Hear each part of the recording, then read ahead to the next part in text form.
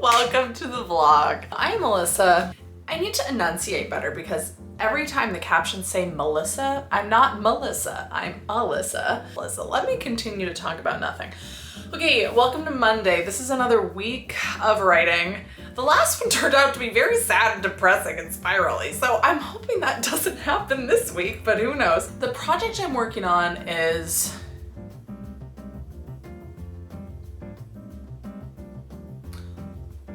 goes by the alias Project Gas Station. It is an adult thriller romance situation. I'm currently revising. My goal for this week is the same as my goal for last week. Hopefully I will not be derailed this week. Is to finish filling out the board for every plot point from every perspective. And I also would like to then take all of those and put them into each chapter. I've already started doing this with most of my revisions. There's honestly not very many left that I don't know the answer to, but I do need to do like the whole plot wall outline, like reverse outline brainstorm, whatever you want to call that. I still need to do that whole thing just to solve like two little problems. And I think it will still also just be a good resource for me to like check back on and make sure I'm clear about everything.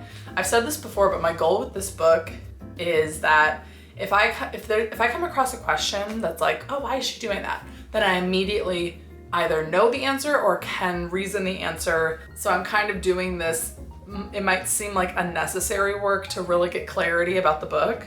And actually I've seen the impact of how it's helped already, because even when I was taking the other revisions that didn't require the list, I know it's confusing, and plugging them in, I was already having so much more clarity about the book as a whole by doing this, so I know it's helping, and I'm gonna work on getting that whole chapter by chapter thing done. I'd like to say that I'm also going to do other things this week, like plug all of that into the book, like start actually doing the revising, and I might have time to do some of that, but I'm not gonna set too high of an expectation, because after this week, I do have 2 full weeks in August, because I would like to be done with the revision in August.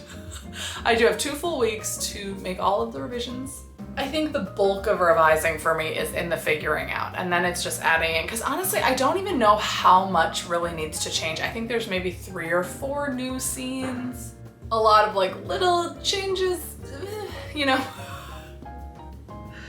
But I think it'll be fine. It'll probably end up taking longer than actually just August, but I won't actually know until I get into it, so that's the plan. I'm also training for a triathlon that is 2 weeks away, which means that this is peak week.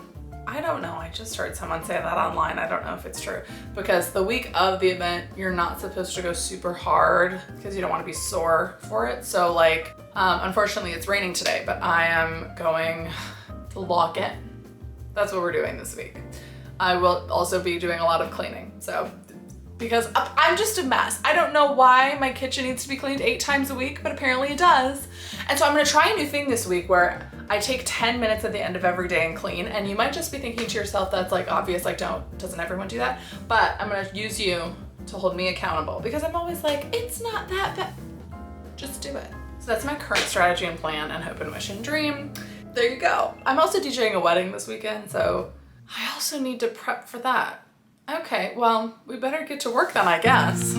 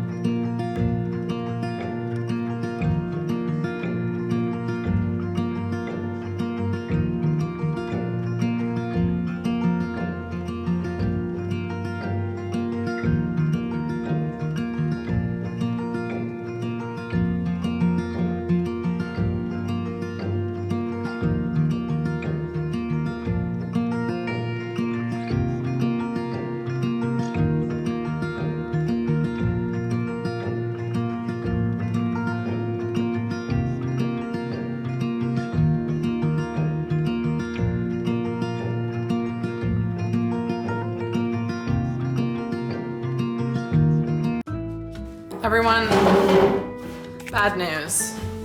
Actually, it's fine. I'm just in my luteal phase, so. This is a really bad hair day for me. I don't know what's going on. Let me try to look like somewhat cute. If you don't know what the luteal phase is, oh, I hope I'm saying the right one. It's the phase right before your menstrual cycle, or your menstrual phase. So the week before Aunt Flo comes to town. And let me tell you, the luteal phase is worse because look at this zit on my forehead. Are you seeing that? Are you seeing that? And for what? And also the luteal phase is usually when I have my existential crisis for the week. If you look back, or for the month, if you look back to all my videos that are like, I'm spiraling, except for last week because I got that rejection, that was unrelated. But all the other ones, all of them were during a luteal phase because you have really low, your hormones are down, and your uterine wall. Let me just talk more about the uterine wall this early. Everything up here is like, everything sucks. What if you're stuck? What if you don't have time to do it? Like, it's okay. And like normally this would just be like, cool, whatever, don't care. No, because I'm in my luteal phase, and I'm not just using this as an excuse, it's very real. I didn't go to the swim this morning because I didn't.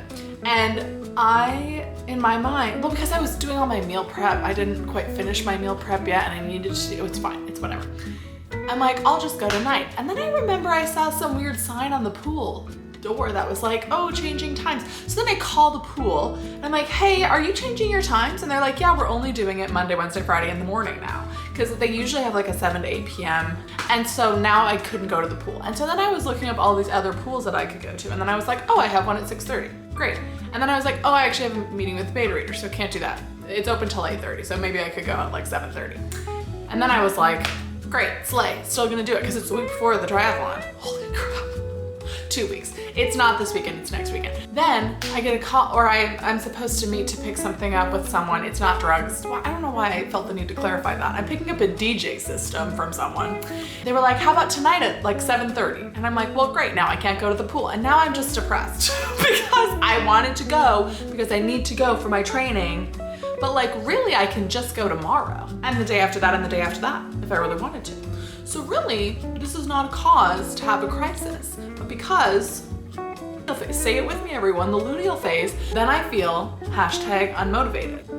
And then also I'm like, okay, now it's 5:10 and it's been kind of rainy outside, but like I could totally go on a run, but then I'm like, don't want to go on a run because my motivation is super low because, say it with me everyone. And then my camera battery is dying. Anyway, but I'm meeting with my beta reader at 6. And so then I'm like, okay, now I have 50 minutes and I could either do my revision or I could go on a run. So 2 things that I don't want to do, but I probably should. And now I have to decide which thing I don't want to do that I want to do. Or I could just reread a book on my phone, but I'm not going to do that. I think I'm going to revise, but I'm stressed because I didn't train yesterday and now I'm not training today.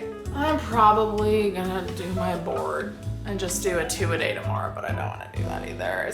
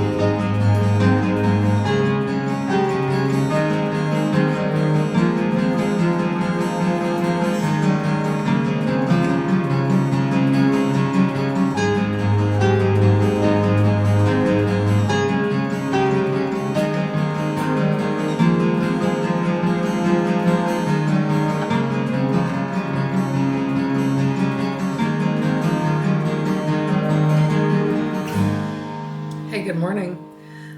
It's Tuesday And it's already starting to not be bright out at 5:30, which I guess is like pretty normal because I guess it's not really like that most of the year, but I'm getting sad that it's not. I mean, it's still like the sun is up, but it's not really up, but it will be. Let me give you more of a weather breakdown. I don't think I ever talked to you yesterday again. But I did get back into this. I'm almost at the end of the first board, and then I'm at the midpoint, so I just need to put in the midpoint into the board, and then do the second half, which I think I'm gonna do in a different way. No, I'm gonna do it the same way, but I'm just, with the colors of the markers I use, I'm gonna use the same color for all the columns, but each new row I'm gonna change colors because each person, like for each event, has different significance for each person. So like one event might need a paragraph of explanation for one character, but nothing for another. And I know especially in the second half is when everybody's motivations start to kind of conflict. Because right now a lot of the motivations are like, same as this guy's, same as hers. They're both thinking the same thing, but in the back half of the book, really everybody has a different motivation and goal and struggle. That's how I'm gonna do that one. Which means I'm gonna have to stand up, doesn't it? Anyway, now it's 5:55. I'm gonna start streaming. But maybe I need to stop putting expectations on myself again. Maybe I just need to start doing it. No, and I am doing it. Like, that's a toxic thing to say because it kind of discredits the work I have done, and I have been working. So like, I think that's just my inner mind saying, girl, get it together, even though I'm already together. Allegedly. I'm gonna stop talking.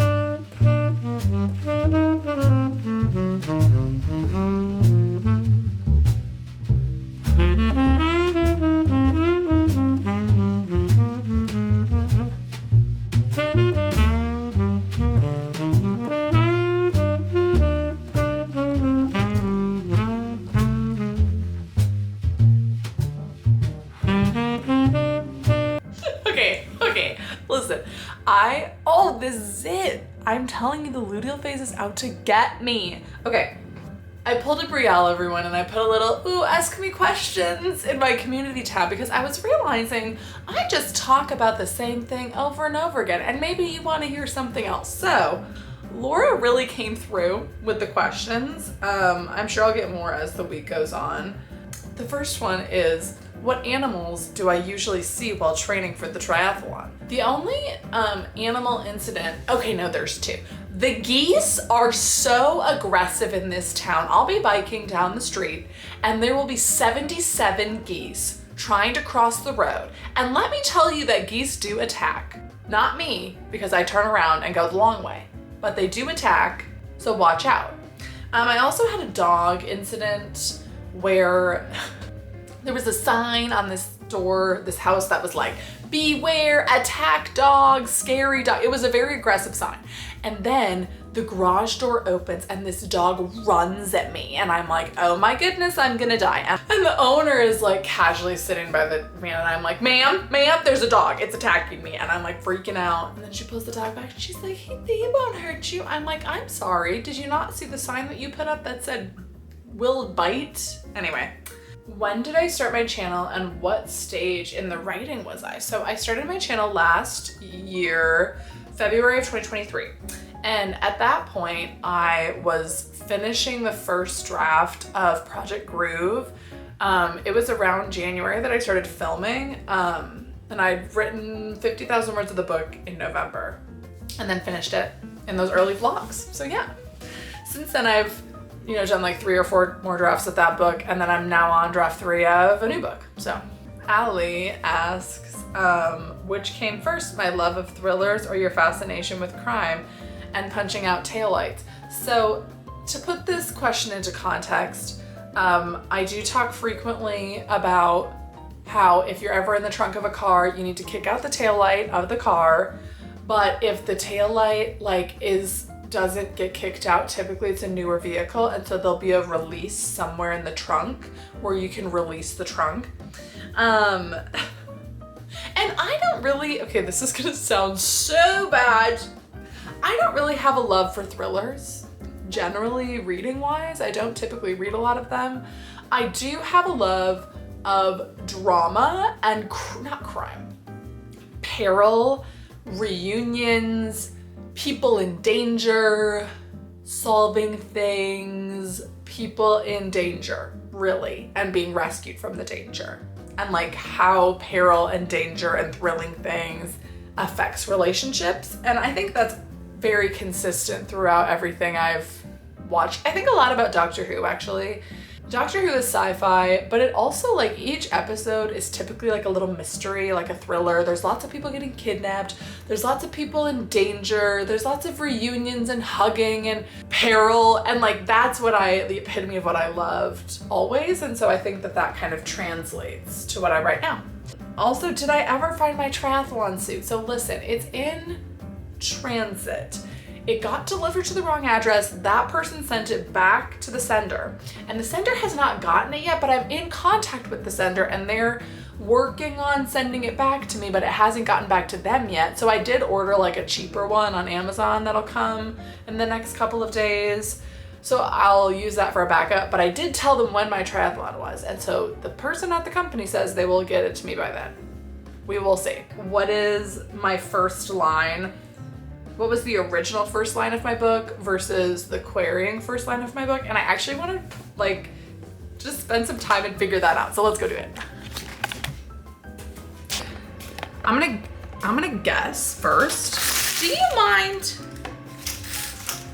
Why is there a tractor in my driveway? Oh, these people thought that they heard the last of me.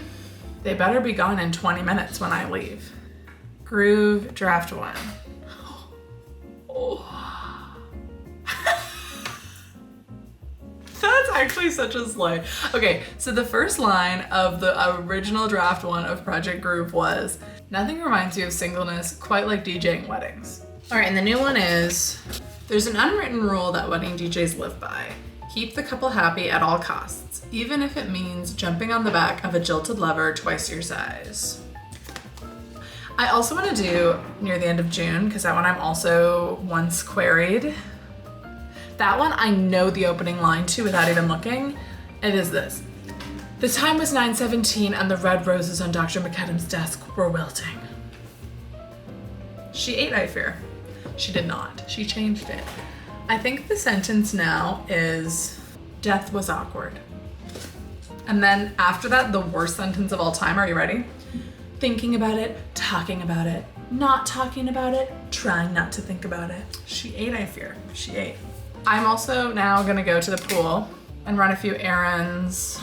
You wanna know something absolutely despicable?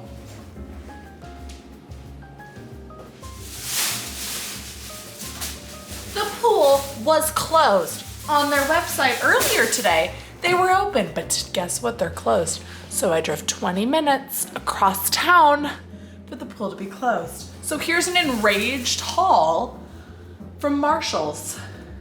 I went there for separate reasons, and then it was kind of over there. So I probably would have gone to that area of town anyway. I don't want to hear it. Starting off strong. Original price, $30. Marshall's price, $12.99.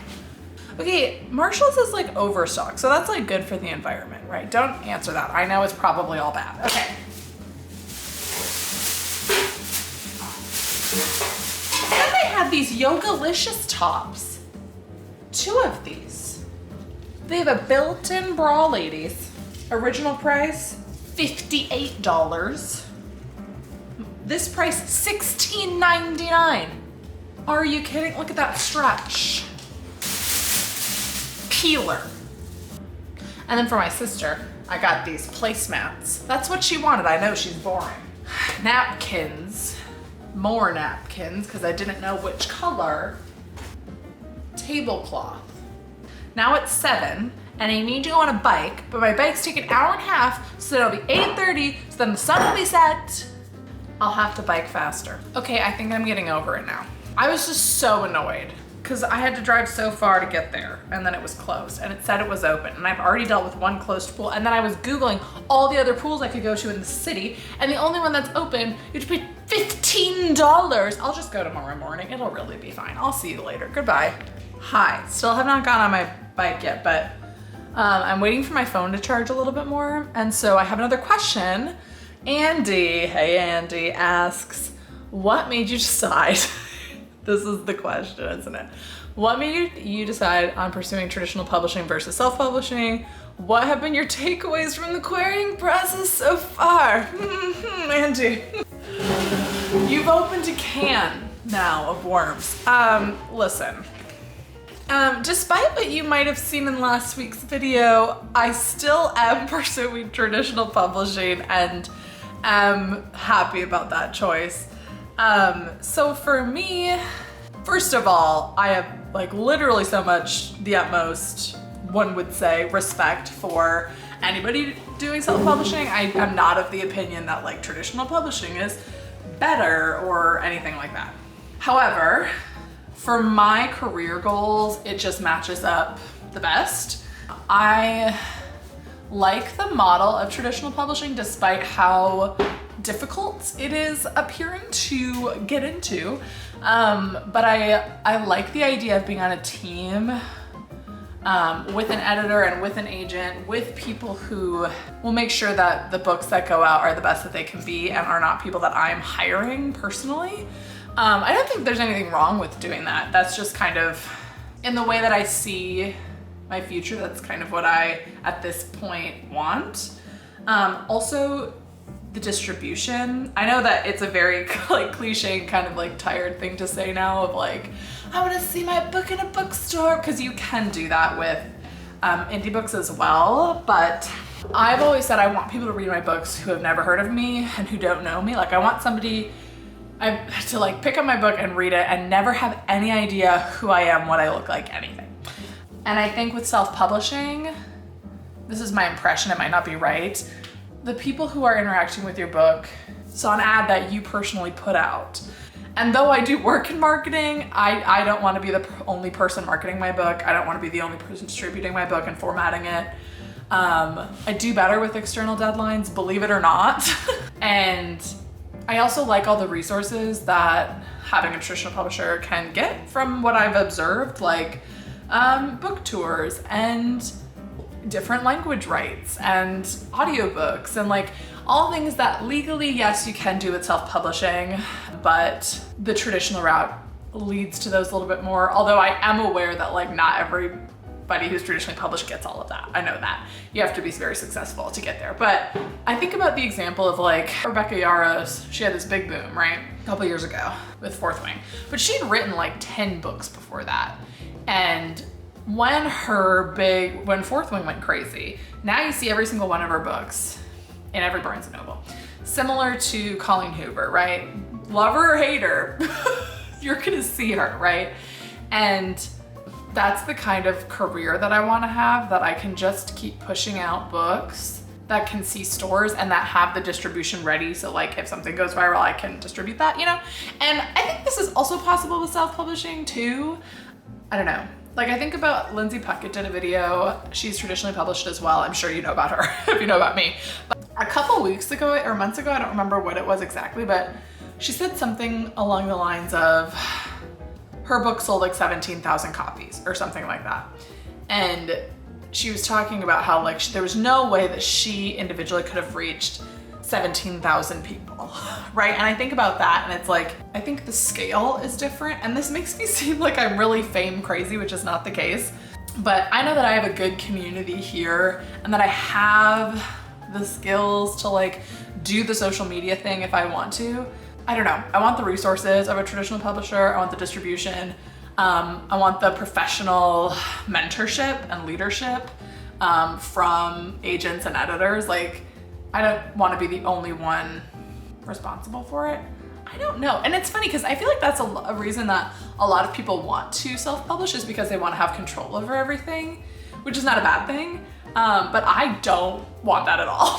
Like I want input, and I want somebody who's done this before and knows what they're doing and will work with me. Like I want to get better. And for me, traditional publishing is the way to do that. How my experience so far? It is not anything that I didn't expect, is what I'll say. Like I knew it was a lot of waiting and a lot of rejection. Rejections hit harder on the individual, on like when they come in one by one. It's funny, I posted that video and you all are so sweet. So thank you so much for the comments on that video last week where I got that rejection, because that really did mean a lot to me. But it's kind of funny though, because that happened on the Tuesday was when I got that rejection. By Sunday, you guys, I was totally fine. I was a little sad about it, and obviously it had stuck with me for like 3 days. But at that point I was like fully moved on. And so I'm getting all these comments that are like, oh my gosh, I'm so sorry. And I really do appreciate that, genuinely. But I was kind of like, nah.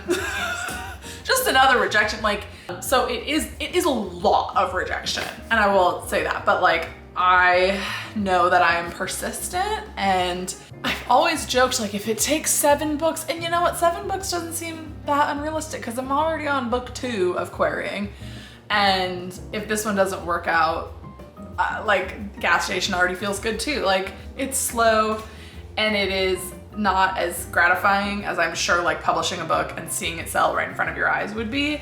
I'm happy to wait for now and just see. But I'm not like fully closed off to self-publishing. I might do it one day. I touched on this briefly in my last video when I was getting all dramatic and being like, what if I'm not good enough, you know? And while querying is such a, like, I know that there are lots of books that are being queried that are good enough and they're just not, and they're still not getting agents.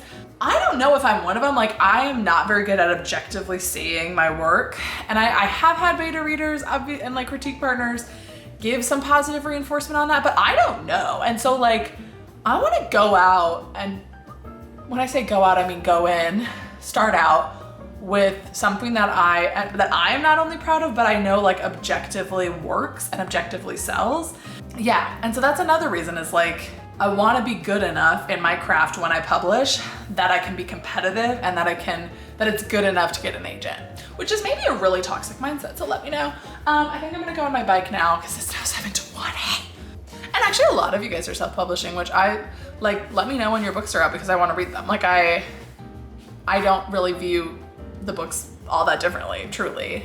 I've been seeing a lot of you people talk about like publishing your books in 2025. And like, even if I got a book deal today, I don't think my book would be out in 2025. Like it would be 2026 or 2027. And that would be if I got an agent today, which is not apparently happening. So I think I am gonna feel the FOMO when everybody starts publishing and I'm over here in the trenches. But yeah, those are kind of my general thoughts. I'll be back later.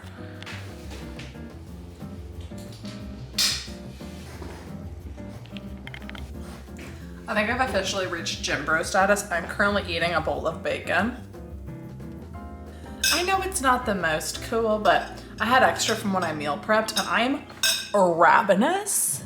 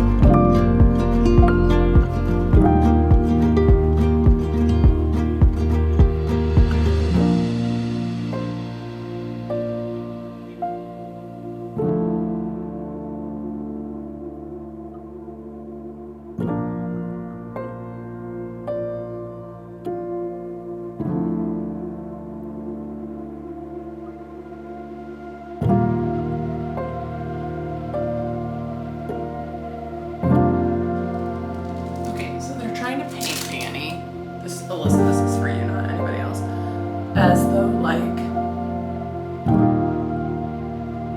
that makes sense. Please remember that.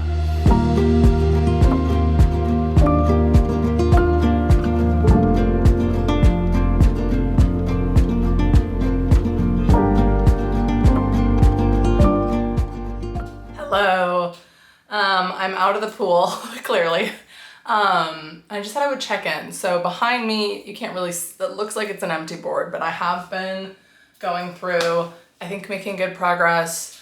I'm definitely into Egg Tube Art 2. I think if I just spend an hour on it tonight, I could get through it, or tomorrow morning. But I think I've already worked through the major problems that I had. This morning I kind of had a good breakthrough with that, so that's good. It's always so like kind of brain numbing to like go through this part of the process, because it's like I'm figuring things out, but I sort of already knew them, but then I'm like re-remembering things within a different context that makes the plot make more sense. And then like I run into another plot issue that actually isn't an issue. I just had like lost sight of the greater context of the story, and that was all like gibberish, like none of that even makes sense. And I'm actually a verbal processor, which you might have gathered from my incessant verbal processing. So this is helpful to go through, but like I will just stop and start talking to the camera, and there are clips that you will never see. It is all coming together.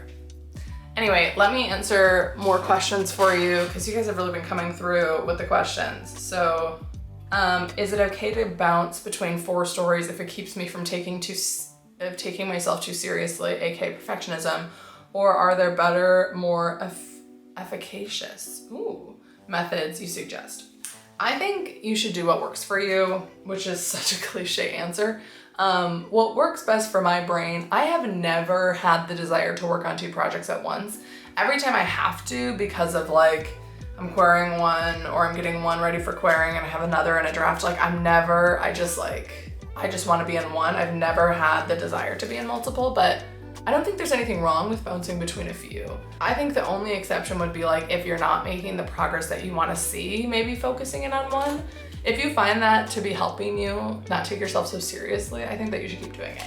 So, Sylvia asks, when you revise, do you look at multiple things at once? Yes. I have done it in the past where I have one revision that is for all the plot things, and then I have a different revision that's for line level things. It just depends on the book, truly. This one, when I was annotating, I looked for a lot of different things. So I looked for character, I looked for plot, I looked for scene level and sentence level. I kind of looked for a lot of things. I don't know if that's right or wrong. It's kind of overwhelming. I would not recommend doing that if it's your first time revising. I would take it thing by thing, but it's helpful for me to see all the problems as a whole. But I would not recommend doing line level things before you do plot level things. I think it depends. It depends on which book.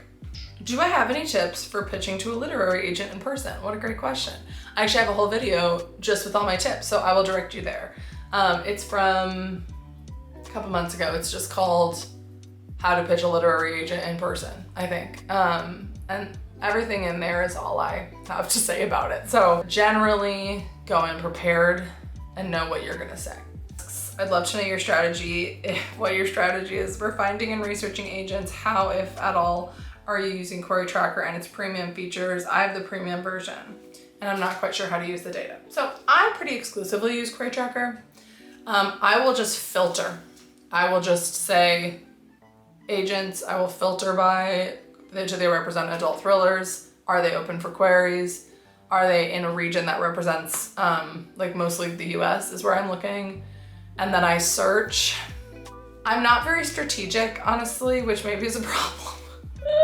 If you're looking for strategy, Meredith Phillips is where you should go. If you're looking for chaos, it's me. But I essentially look on their website and I see like, are they looking for the kind of thrillers that I write? Because I don't write psychological thrillers. I don't write super like horror, like I write a very specific kind of thriller, and so I look and see, do they represent that? Does their agency have good titles? Like, does it seem like they represent people who sell? I query. I have all my materials done. So I'll use the premium features. Sometimes I will sort by fast responders, like if I want to test out a new query letter or a change, I'll do fast responders. But honestly, we're getting to this point with querying where even if they like your query, they'll still just do a form rejection. Like there's just not, I don't think that batching strategy works as well anymore, because our form rejection could mean that your query letter had a problem, your synopsis had a problem, your pages had a problem. It doesn't tell you.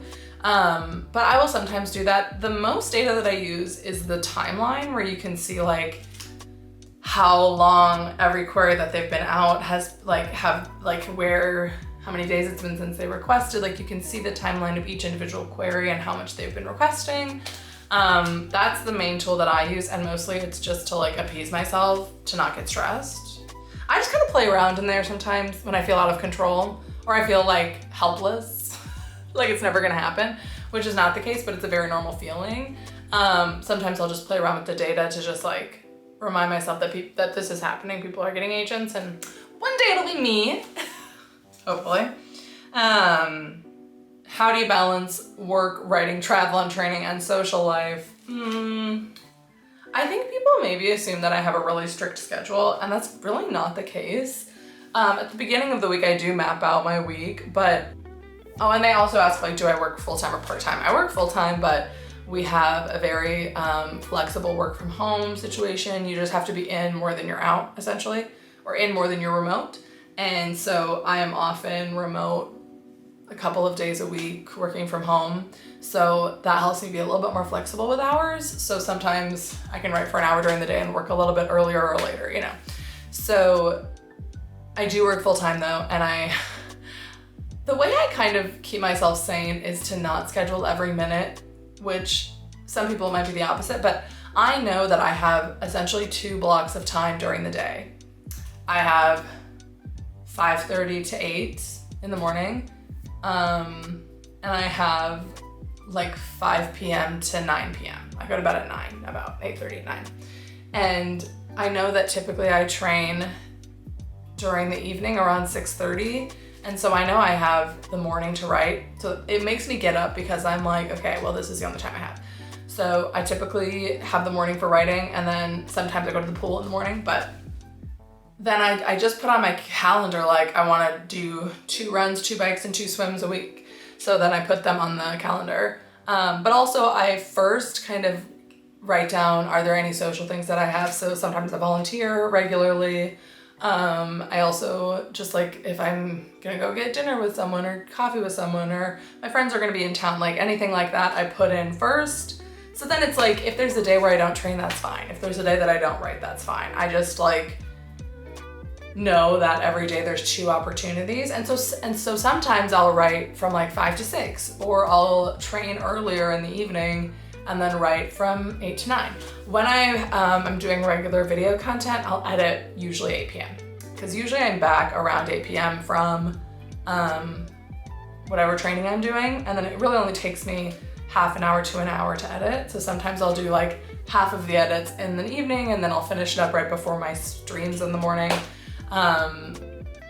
Really, YouTube is great accountability for me to stick to a schedule, but I think I probably do less socially than most people. Maybe not you guys, but it does get tricky though when there's like a busier week, like maybe I'm out of town for something. This week I'm DJing a friend's wedding this weekend, so there's just like other things too. I also do some video contract work, so, but I just know that I have those 2 times to fit in things, and it's like, if I go too many days without fitting writing into one of those things, I'll make it a priority, but I don't schedule every minute because I just have found that that does not work for me. So yeah. I also like, it depends on what part of the process I'm on. If I'm in a crazy part of the plot, I will just write all the time. But yeah, that's how I do it all. I really don't do it all. Oh, Sherry asks, what YouTube writing channels have I followed the longest? That's a good question. I've started following a lot of people in the last year, but the longest, I mean, probably Heart Breathings I've followed since I was in like high school, or college. I don't know if she's been around that long. Also, Christiane Jones, I remember. I didn't really watch much YouTube until college, and I'm trying to remember who I watched in college. I do think I watched like Abby Emmons, all the big people, you know. Katie Wismer I remember following pretty early on, and then Lindsay Puckett as well. No, because I found her last year. Yeah, no, I didn't. I didn't really watch a ton of people, honestly. I didn't really get that big into YouTube until like right before I joined. I remember finding those NaNoWriMo of 2022, which would have been right, like the NaNoWriMo right before I started this channel. And I remember watching those vlogs and being like, I could do that. I think I watched Sarah Cannon's like NaNoWriMo Diaries in 2021, starting then. Now I just watch everybody. Not everybody, but like everyone I see. I'm really bad at commenting though, so I'm sorry about that, but you guys are all stars. I'll check in with you later. I really do want to finish this up this week, and I know I can, so that's the plan.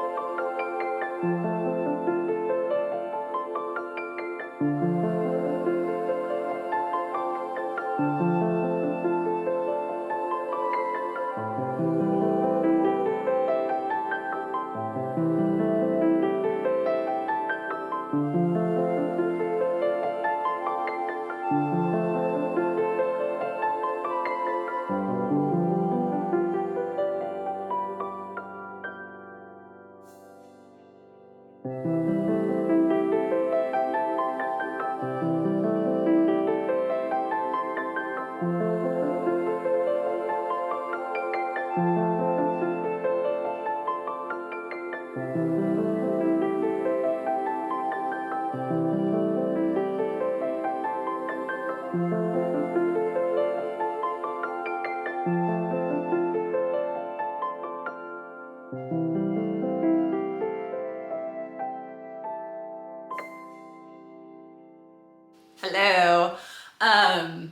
It's Thursday. I think this is really the last day I can talk to you. And also I have no room on this SD card. So I might show you a few clips from this weekend.